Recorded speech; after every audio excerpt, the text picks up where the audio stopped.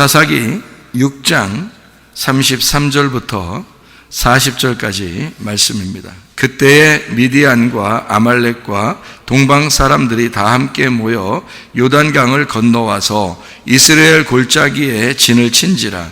여호와의 영이 기드온에게 임하시니 기드온이 나팔을 불매 아비에셀이 그의 뒤를 따라 부름을 받으니라.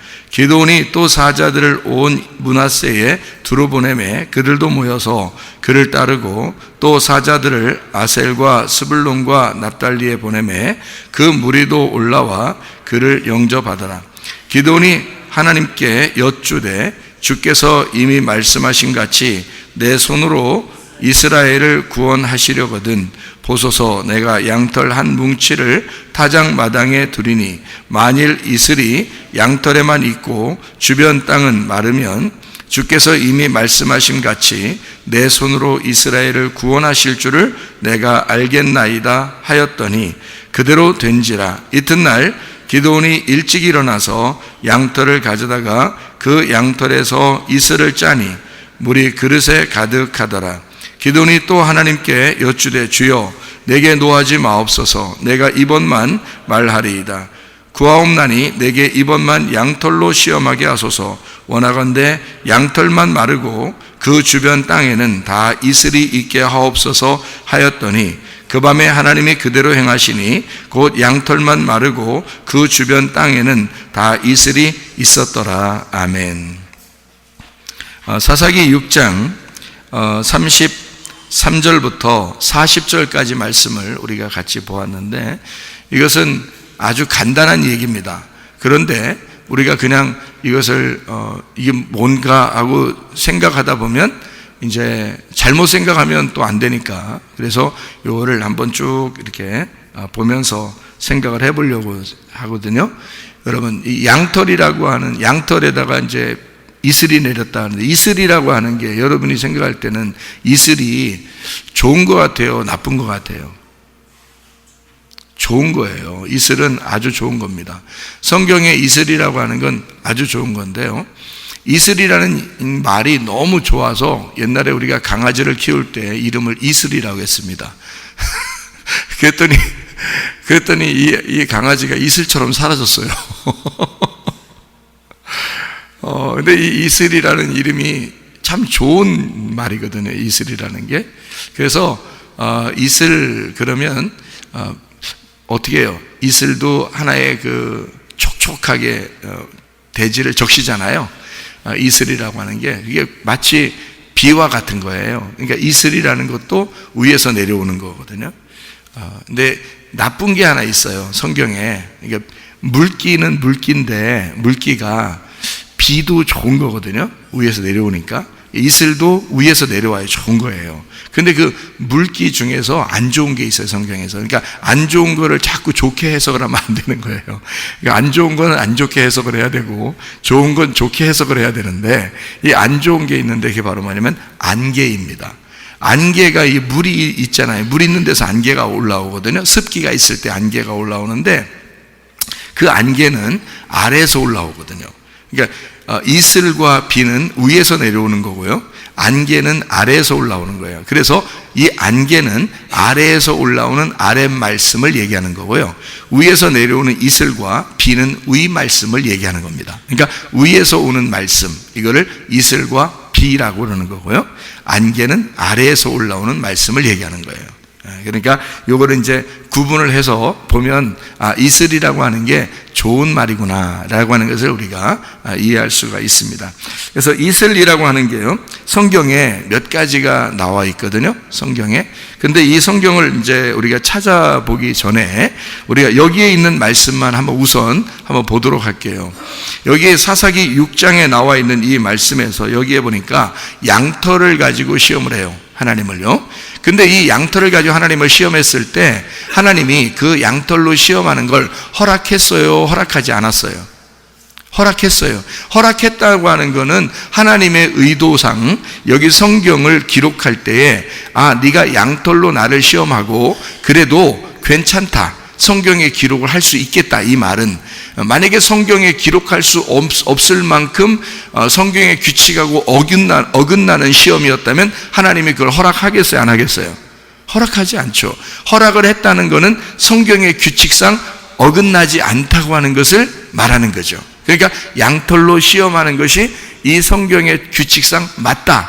그래서 그 해봐라. 이렇게 나는 그렇게 해주겠다. 이렇게 하나님이 약속하시는 그런 내용이거든요. 그러니까 성경하고 맞는 거기 때문에 그런 거예요. 그래서 설명하죠. 예를 들어서 반석이라고 하는 큰 돌을 2번을 내리치면 돼요, 안 돼요? 안 돼요. 규칙상 그건 안 된단 말이에요. 2번을 내리치면 안 돼요. 1번을 쳐야 되는 거예요. 그래서 모세가 몇 번 쳐가지고 가나안 땅 못 들어가요. 2번을 치니까 못 들어가는 거예요. 왜? 예수님이 2번 죽으면 안 되기 때문에 그런 거예요. 그러니까 규칙은, 성경의 규칙은 1번을 죽게 되어 있기 때문에 히브리서 9장과 10장에 단번에 예수님이 십자가 못 박혀 돌아가심으로 우리의 모든 죄가 사해졌다는 말이 이 결론 부분에서 써 있어야 되거든요. 그러니까 이 1번 죽음을 2번을 죽이려고 이렇게 2번을 쳤어. 그러면 이제 규칙에 어긋나는 거죠. 그러니까 이제 바로 이어서 하나님이 뭐라고 말하냐면 안 돼, 너는 못 들어가. 왜? 2번 쳤으니까. 이렇게 이야기하는 거니까 네 승질 때문에 못 들어간다는 얘기 안 해요. 승질 때문에 천국 못 들어간다는 그렇게 따지면 다 못 들어가지. 승질 때문에 천국 못 들어간다면 그 승질 때문에 못 들어가고 하는 게 아니에요. 성경은 천국에. 그러니까 천국은 예수님의 은혜가 있어서 나는 그런 자격이 없지만 예수님의 은혜로 천국에 들어가는 거지 우리가 율법적으로 들어갈 수 있는 게 아니거든요. 그러니까 모세는 율법이니까 예수를 죽이고 또 죽이고 싶어 하는 거예요. 율법이 그런 거죠. 그러니까 그걸 대표로 맡은 자가 모세이기 때문에 모세는 2번을 쳐서라도 자기의 그 성질을 그대로 드러내서 율법이라는 그 특성을 그대로 드러내는 겁니다. 그게 2번 친 거거든요. 그때는 하나님이 나타나가지고 뭐라고 그러냐면 너는 가나안 땅 못 들어가. 그렇게 이야기했어요. 그러니까 그렇게 말하는 것은 성경의 규칙에 네가 어긋났고 그렇게 내가 너에게 말함으로써 율법이라는 건 광야에서 죽어야 돼 라고 정해놓는 거거든요. 그러니까 율법은 율법은 그런 특성을 가지고 있어. 그래서 광야에서 죽어야 돼. 가나안 땅에는 여호수아가 데리고 들어갈 거야. 이제 이런 것을 이제 정해놓는 규칙이니까 그렇게 말할 때는 모세가 분명히 잘못할 때 그것을 갖다가 하나님이 반복해서 그거를 잘못했다는 걸 지적해 주잖아요. 그런데 만약에 기드온이 양털을 가지고 하나님 앞에 이렇게 시험을 합니다. 하나님이 날 정말 사랑하시면, 하나님이 나를 정말 선택하셨다면 하나님 이렇게 해주세요 라고 했더니 하나님이 가만히 이제 생각을 해보시죠. 하나님이 이거는 이 성경의 규칙에 맞느냐 틀리느냐 생각을 해보겠죠. 그래서 성경의 규칙에 맞아. 그러면 이제 허락을 하는 거예요. 그래, 그렇게 해줄게. 이렇게 얘기하는 거죠. 그러니까 이것은 하나님의 규칙에 딱 맞는 해석이 돼야 되겠죠. 그렇죠? 예, 그러면 이제 여기에 딱 맞는 거가 되는 거죠. 그래서 그 양털이라고 하는 게 뭐냐면요, 세메르입니다. 세메르. 이 양털이 세메르라는 말인데, 양털, 털이 많다라는 그런 의미를 가지고 있어요. 자, 양털, 털이 많다, 세메르. 자, 어떤 의미를 가지고 있나요? 어떤 것 같아요? 털이 많은 사람이 있어요, 성경에. 털이 많은 사람, 누구예요? 에서가 털이 많죠. 에서는 에돔과 같고, 에돔은 아담과 같아요. 그러니까 누구를 말하는 거예요, 이게? 양털이라는 게. 털이 많은 에서를 말하는, 아담을 말하는, 에돔을 말하는, 나를 말하는 거죠. 그러니까 양털이라고 할 때 여기서 성경에 양털이라고 하면 육신을 입은 나, 그러니까 육신적인 나를 말하려고 하는 거죠. 양털이라고 하는 건. 자, 그럼 봐요. 거기에 양털 한 뭉치, 이게 가자입니다. 양털 한 뭉치를 얘기하는 거고요. 이게 가자즈, 베어내다, 깎아내다, 머리를 깎다, 멸망시키다 라는 단어를 가지고 있는 거거든요. 그게 양털은 깎아야 되니까, 그래서 이걸 멸망시킨다, 이걸 깎아야 된다, 털이 많다, 이걸 깎아야 된다. 이런 거거든요. 그게 이제 가자즈인데, 이 가자즈가 가자라고 해서 이 가자로 나오고, 이게 한 뭉치, 그러니까 양털의 한 뭉치라는 말이거든요. 그러니까 양털을 깎아서 이렇게 놓은 거예요. 자, 그러면 여기서 땅에 양털이 있어요. 그러면 양털에 물이 이렇게 처음에는 있고요. 두 번째는 어떻게 해요? 두 번째는 땅이 물에 촉촉하게 적시고 양털은 뽀송뽀송해지고요. 그죠? 첫 번째는 양털에 물이 가득하고 땅이 말라 있고, 두 번째는 땅이 촉촉해지고 양털이 말라 있어요. 그렇죠? 네, 그러니까 이게 이제 무엇을 의미하는지 우리 한번 생각해 보는 거예요. 그러니까 땅이라고 하는 건 에레츠입니다. 땅, 에레츠. 원래 창조할 때도 하늘과 땅을 창조하죠. 그죠? 하나님께서 창세기 1장 1절에 하늘과 땅을 창조해요. 그런데 하늘은 위를 말하고 땅은 아래를 말하는 거예요. 그러니까 흙을 얘기하고요, 이 세상을 말하고, 이 세상은 나를 의미하는 거예요. 그러니까 땅, 그러니까 양털과 땅을 지금 두 개를 이렇게 구분해 놓고 지금 양쪽 다 둘에다가 뭐를 지금 필요로 하는 거예요. 그죠? 뭘 얘기를 하려고 하는 거예요. 양털과 땅에 대해서 지금 설명하는 겁니다. 자, 생각해 보니까 여기에 거기에 이제 양털이 있고 땅이 있고, 그리고 양털에 물이 있고, 그 다음에 땅에 물이 적셔지고 이슬이 이제 덮인 거죠. 그래서 그 있다라고 하는 것이 하야, 존재한다. 이게 이제 호흡하는 그런 생명이 있는, 존재한다. 있다, 이다, 되다. 그런 말이고요. 발생하다. 이런 말이에요.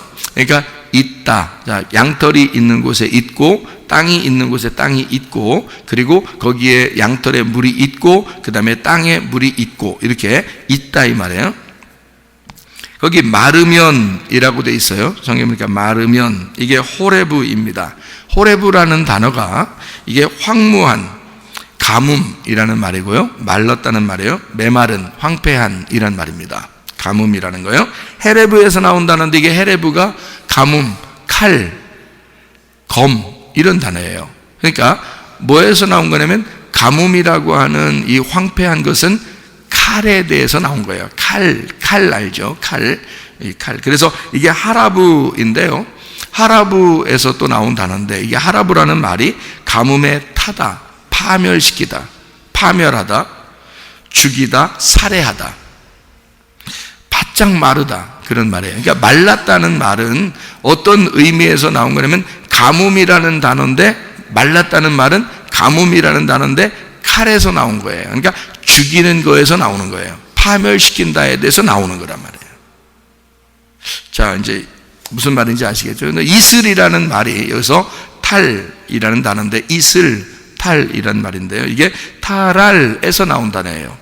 타랄이란 단어는 뿌리다, 덮다, 입히다, 지붕을 얹으다, 이런 말이에요. 그러니까 위에서 이렇게 내려오고 덮어주고 입혀주고 지붕을 얹어주고 뭐 이런 거예요. 그러니까 이슬이라고 하는 단어는 거기에서 나온 거예요. 위에서 이렇게 덮어주는.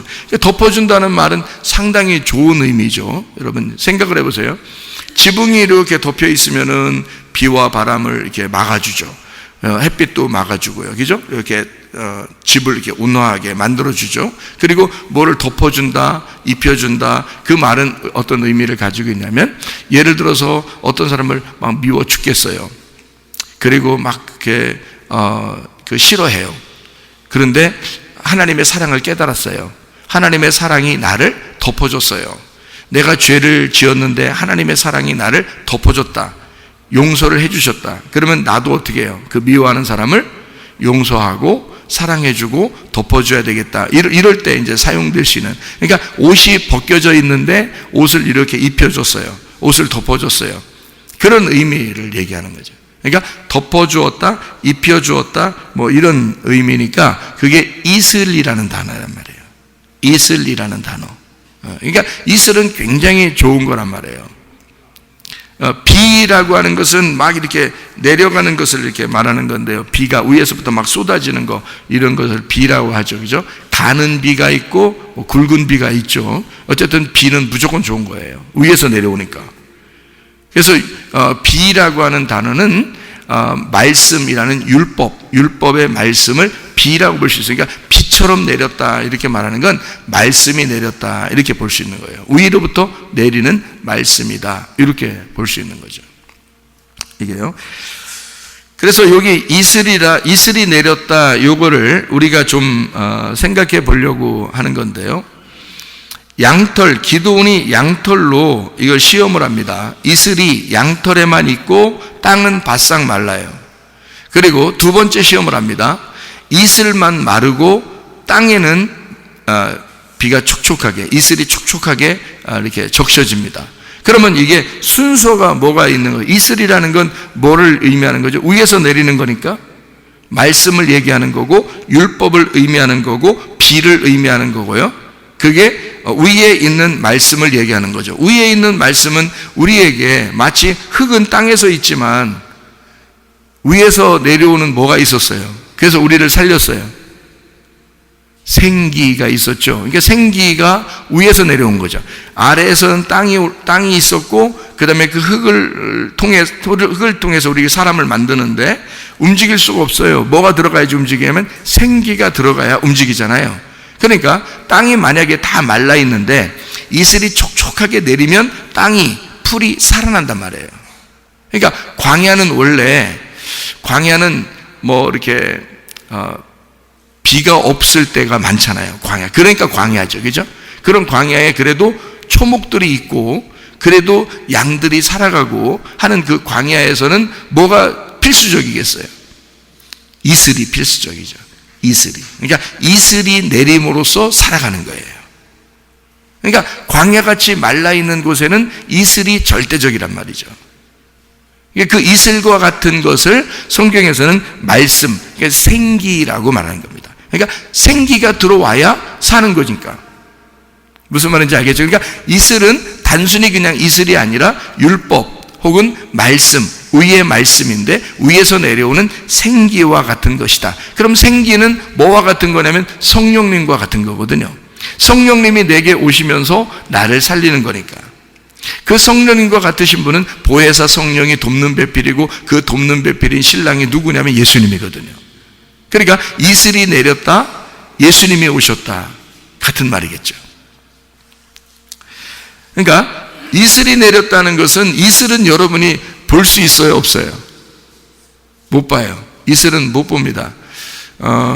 이슬이 내리는 걸 보는 사람은 밤샌 거예요. 밤새야지만이 그게 오는 거거든요. 이슬이 내렸다는 것은.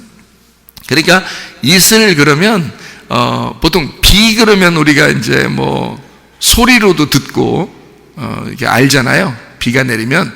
그런데 이슬은 소리도 없어요. 그죠? 소리도 없고 밤을 새야지만이 볼 수 있는 그런 게 이슬이고요. 그것도 볼 수 있는 게 아니에요. 그냥 보면 이렇게 젖어 있고 그래요. 저도 밤새 봤거든요.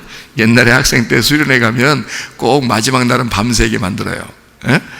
그리고 뭐 회개하게 만들고 뭐 모닥불도 펴놓고 그렇게 또 찬양도 막 하고, 그러다가 이제 쌍쌍이 이제 이렇게 남녀 쌍쌍이가 아니라 쌍쌍이 이렇게 해서 기도하게 하고, 그 다음에 밤을 새면서 이제 자기들끼리 얘기도 하고, 이런 게 옛날에 그 학생 때 어떤 추억 있는데요.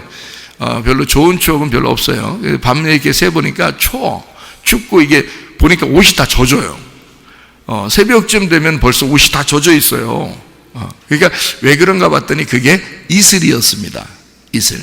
그것이 없으면 이 초목들이 살 수가 없어요.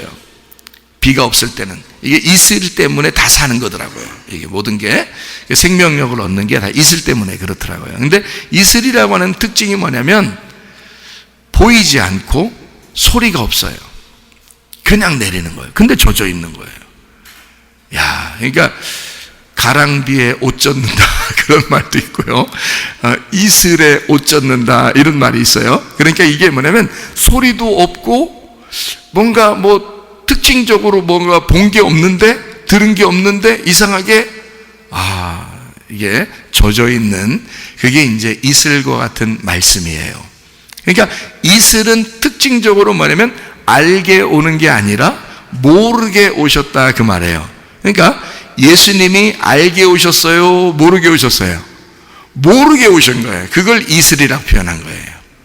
그러니까 모르게 예수님이 오시니까 사람들이 몰랐어요. 저게 예수님인지 몰랐단 말이에요. 예수님인 줄 알았다면, 메시아인 줄 알았다면 그를 잡아 죽였겠냐고요. 이스라엘 백성들이 하나님을 믿고 있는데도 모르고 잡아 죽인 거예요. 죽이고 나니까 이제 메시아인 걸 깨닫게 된 거죠. 그래서 사도행전 2장에 3,000명이나 회개하게 되죠. 그들이 울면서 회개하는 거죠. 그리고 그들이 그날 예수님을 영접하게 된 건데요. 모르니까 자기 조상들이 죽였구나라는 것을 알게 된 거예요. 그러니까 이슬비가 내린 것은 분명히 이슬이 내리는 건 확실한데, 예수가 오신 건 확실한데 모르게 오셨다는 거예요. 그거를 알려주는 특징적인 단어가 이슬이라는 단어란 말이에요. 무슨 말인지 아시겠죠? 그러니까 말씀이 여러분에게 임하는데 모르겠는데 온 거예요. 말씀을 모르겠는 게 근데 오는 거야. 이슬과 같이. 뭔가 막 알게 오는 게 아닌데 모르게 젖어 있는 거예요. 참 희한하죠. 그게 이제 이슬이라는 말씀이란 말이에요. 우리에게 부드럽게 오시는, 그리고 모르게 오시는, 소리도 없고 보이는 것도 없는데 우리에게 임하신 예수 그리스도. 우리가 알게 모르게 오신 성령님, 이게 이제 위에서 내린 이슬이다, 이렇게 표현한 거죠. 그러니까 여러분과 제가 이렇게 이슬을 맞이했다, 이슬을 맞았다, 이것은 축복입니다. 그렇죠? 우리가 알게 다 알게만 말씀을 받아야 되나요? 그렇지 않아요. 잘 모르는 가운데 내게는 적셔지고 있는 거란 말이에요. 부드럽게 그 주님이 감싸주시고 나를 덮어주시고 사랑으로 나를 감싸주시는 그 주님, 나를 섬겨주시는, 초목이 어떻게 살아요? 이슬이 없이 어떻게 사냐고요. 우리 같은 땅의 풀과 같은 존재들이 어떻게 살 수 있나요? 이슬이 없이. 황량한 이 세상에, 황량한 이 땅에서 이슬 없이 어떻게 초목이 살 수 있나요? 우리가 모르는 사이에도 이슬은 내려주시고, 그 밤 사이에 다 잠을 자고 있는데 하나님이 섬겨주시고, 그 어린 아이들이 말해요, 막 열이 나고 아파 있는 아이들도 있죠. 자라나다 보면 아픈 만큼 성숙하니까 이 아이들이 아프고 또 자라나고 아프고 자라나고 그러거든요. 그 아프고, 여러분 자녀들 키울 때 보면 애들이 아프고 그럴 때 있죠. 막 열도 나고 막 이럽니다. 그래서 어떻게 막 안타깝게 부모님이 생각할 때 내가 차라리 아팠으면 좋겠다, 그런 마음을 가지고 기를 때가 많죠. 그런데 이상하게 애가 잠을 자고 곤히 자는 것 같아. 곤히 자는데 땀을 줄줄 흘려. 자는데 애가 땀을 줄줄 흘려. 옆에서 엄마 아빠는 괜히 잠도 못 자, 안타까워서. 그래서 젖은 손이 애처로워, 아니라 젖은 수건이 애처로워. 그래서 젖은 수건으로 땀을 닦아주면서, 식은 땀을 흐리는 그 아이의 땀을 닦아주면서 얼마나 아플까, 내가 차라리 아팠으면 하는 그런 마음으로 옆에서 잠도 못 자고 이렇게 할 때가 있어요, 없어요? 부모들이 있죠. 그렇게 키운 거예요. 아이들을 그렇게 키운 거예요. 이게 자녀들이 뭘 몰라. 그런 부모의 마음을 알았다면 부모에게 당연히 효도하지, 그렇죠? 근데 젖은 수건을 가지고 다 땀을 닦아줘서 잠도 못 자고 기도하면서, 하나님, 이 아이를 살려주세요, 이 아이를 치료해 주세요, 제가 어떻게 할 수가 없네요, 이렇게 할 때가 많아요. 그렇게 이제 옛날 부모들은 그랬죠. 왜냐면 옛날에는 병원이 발달하지 못했으니까. 지금 끄떡하면 밤에도 새벽에라도 그냥 막 휙 순식간에 그냥 병원으로 가서 그냥 다 해결해달라고 그러는데 옛날에는 그렇게 해결할 수 있나요? 그냥 그 아이를 놓고 하나님 앞에 눈물 쭉쭉 흘리면서 이 아이가 얼마나 아플까 하면서 눈물을 흘리면서 이렇게 애처로워하고 기도하거든요. 저도 그렇게 해볼 때가 있었어요. 우리 아이가 막 아픈데 내가 아팠으면 좋겠다. 열이 엄청 올라가죠. 병원은 뭐 갈 수가 없죠. 그래서 내가 차라리 아팠으면 하고 이제 옛날에 그 먼 곳에서 개척하던 때였어요. 그러니까 산 가까이에서 있었기 때문에요. 병원 가기도 어려운 그런 장소에 있었거든요. 발달하지 못하고 밤에 또 병원에 하는 데가 없고. 그런데 이 아이를 놓고 하나님 앞에 막 그렇게 간절히 기도할 때가 있었거든요. 내가 차라리 아팠으면 좋겠다. 그런 마음이 그래서 그때가 생생해요, 그 생각이. 근데 이상하게요. 그렇게 기도하고 이제 아이가 자고, 그 다음에 저도 이제 기도하다가 밤을 이제 꼬박 새면서 그러다가 이제 잠깐 잠이 들고 일어났거든요. 근데 이상하게요. 자고 일어났는데 아이가 괜찮아진 거예요. 아무렇지도 않은 거예요. 아니, 그냥 뛰어노는 그런 아이처럼 똑같은 거예요. 자, 누가 만져주신 거예요? 자는 사이에? 하나님 아버지가. 나는 내가 육신의 아버지이기 때문에 내가 어떻게 할 수가 없어요.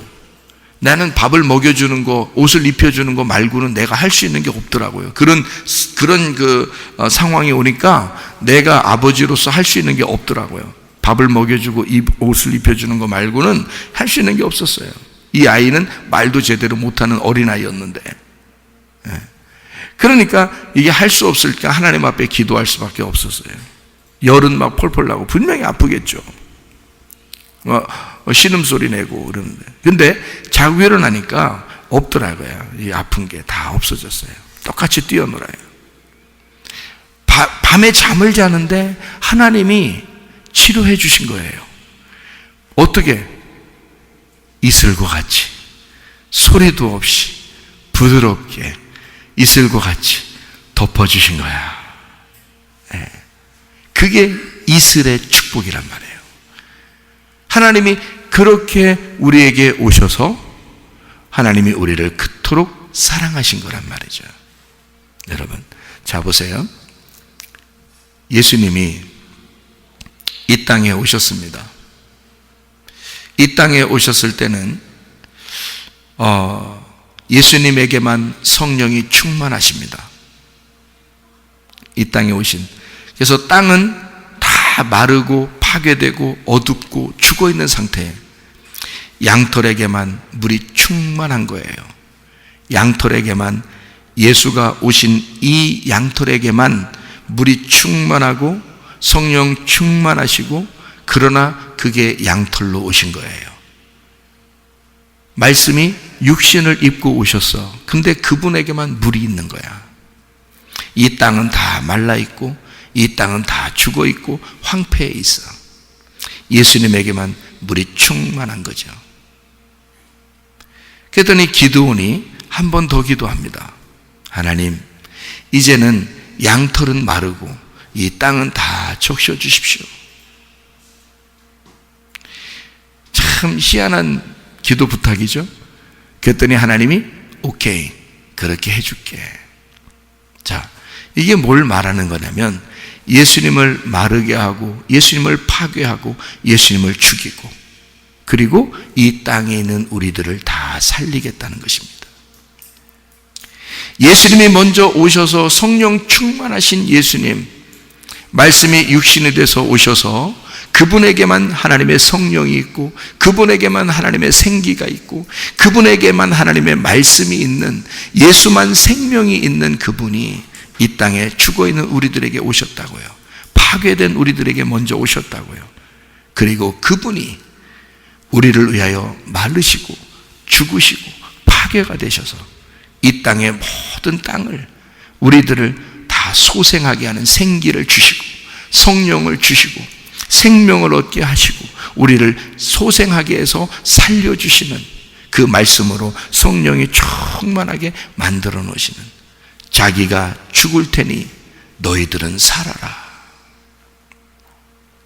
그래서 먼저 양털에 물이 있었고 땅은 다 말라 있었고, 두 번째 하나님 앞에 부탁했을 때 양털만 마르고 땅은 다 적시게 되는 이런 축복, 이 복음을 이슬로 설명해 준 것이라 그 말입니다.